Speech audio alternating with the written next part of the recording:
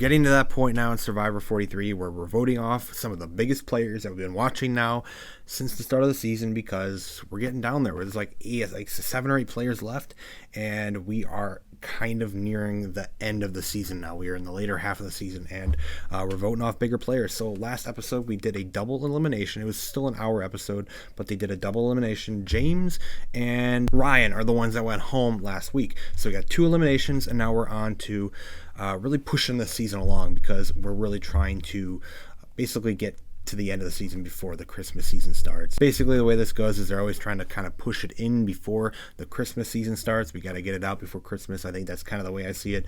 But we're getting along now. We have like 7 or 8 players left, and yeah, we're getting near the end.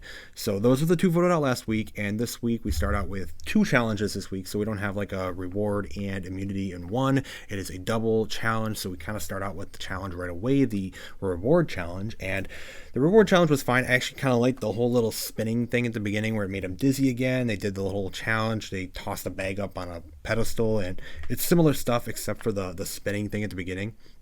I thought that was actually kind of unique. I don't know if we've seen that before, but I did like it, and I have not really recognized it, so I did like it. But Noelle ended up actually winning this challenge, and I actually really liked the challenge because in the challenge she was behind because they had to balance on a beam, and obviously with her leg she has difficulty balancing on the beam because she's got like her different leg that she uses during challenges, and she had trouble through most of the challenge. But basically what this challenge showed me is everyone else really sucked in this challenge, because basically everybody in this challenge made it to the last section where they had to toss their bean bag they collected. On the beam they collected their bag, and they had to toss the bag up onto a little pedestal and win the challenge. They were all doing that for quite a while. All the other people made it, and Noelle was still in the back trying to get her bag and then balance on it all the way through to get to the final part of the challenge. So she was behind most of the whole challenge. She was the one behind because of her leg, and she came through and she just tossed it right up. And a few tries later, and she's the one who won the challenge. And I mean, it's pretty cool to see that. It was really cool to see her. I was kind of rooting her on there because it's like everybody else is just trying, and they can't do it. So she's the one who ends up winning the reward challenge. So obviously with the reward challenges, when there's a merge already, they end up choosing like 2 or 3 people to go with them. So with 8 people left, Noelle ended up having to choose 3 more people with her to go. So Sammy, Jesse, and Owen, she took them to go and basically go on a whole one night where they get to sleep in normal beds, they get to go and eat good food and everything like that. They called it like the sanctuary or something like that. So that's basically what the reward challenge was, and it's basically just to get one half of the tribe separate from another and just kind of create tension and strategy and just how people want to play the game. Noelle gets to choose people who she may want to work with or not work with. So really cool challenge. I really liked how the challenges ended up. It was fun to watch, really fun to watch. But the rest of the episode really turned into Noelle versus Jesse. And before that, the immunity challenge itself was to build a house of cards. So it's like a house of cards on this balance beam. So they had to hold one side, their arm gets tired again, they had to hold one side where they have to balance this board on this little table, and they have to keep balance while they reach over and build their little house of like these wooden cards, these wooden stack that they have to do. And I think they've done something like this before. I've seen it before. I don't know if it's exactly this type of challenge, but they've done very similar things before. And it's a very time challenge. Like, it takes a lot of time to do this challenge. I don't know exactly how much time passed in this challenge, but I know a lot of people failed over again. It's one of those challenges where people continue to almost get there. They build their stack up on this board, but one little twitch, one little nudge on their board, on their handle, and the whole thing goes down and they have to start again. So it's kind of funny to see literally everyone just tumbling one after another, and it just seemed like nobody was going to win this thing at all. It was really interesting. And then of course eventually someone figures out how they want to do it, and Cassidy is the one who ends up winning this immunity challenge.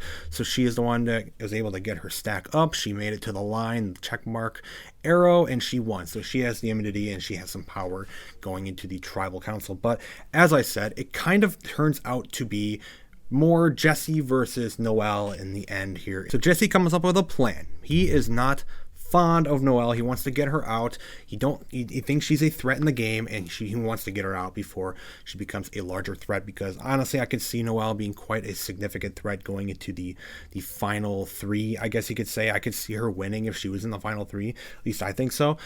So he sets out this whole plan, and they kind of do this little skit on like the screen itself where they have like his little checklist, and he has all of his little plans and his whole big plan to get Noelle out.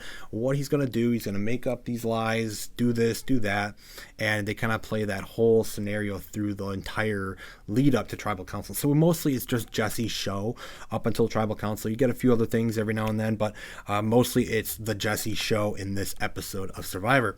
And it's basically his little plan to kind of trick everybody, to just kind of make them feel safe, make them feel secure, but in reality, he is going for Noelle, and he is going to make sure she feels safe going into Tribal Council, even though she's not.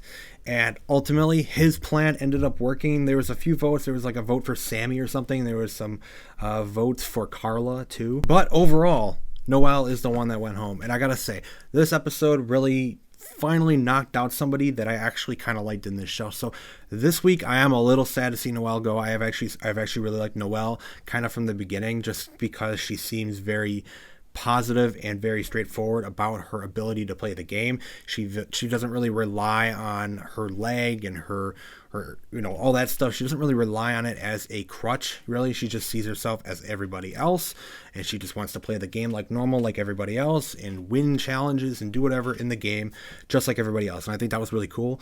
Unfortunately, though, she did not make it within the game of Survivor itself, and she is the one that has been voted out. And it's sad to see her go, but we'll still see her on the jury. We'll still hear her final word at the end of the season. But I am liking Jesse a little more now. So with this big move by Jesse, I am actually liking him a little more. It was a big move by him for sure. It's a good blindside by him for sure. And I'm liking him more. So I'm going to see where he's going to go from there. I still have my favorites in the season. My favorites in the season still haven't done a whole lot. Gabler, Cody, they've kind of been quiet the past few weeks, but those are some of my favorites still in this season. Noelle was actually one of my favorites in the season, I think. I think she was. But so I'm a little sad to see Noelle go this week. So I finally kind of, I'm a little upset by the vote this week, but that's okay.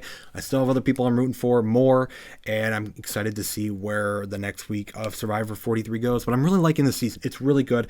I bring it up every week. It's basically something I have to bring up every week because I started covering this season. I made a few videos on the past seasons too in the past year. There were some big decisions within those seasons I didn't like at all. And this season, they're just focused on the game. They're focused on the fun of the game. They're still doing their new twists and stuff, which is fine. And it's fun to watch. It's nothing like the most significant, insane, crazy season of Survivor ever, but it's a good one. It's a good one. And I'm really liking it. I'm liking some of the people. I'm finding my favorite players. I'm finding a few players I might not like. Some players I'm rooting to go home. Some players I'm rooting to win the game. And it's just the game of Survivor, and it's fun to watch, and I'm really enjoying it. So, good episode this week.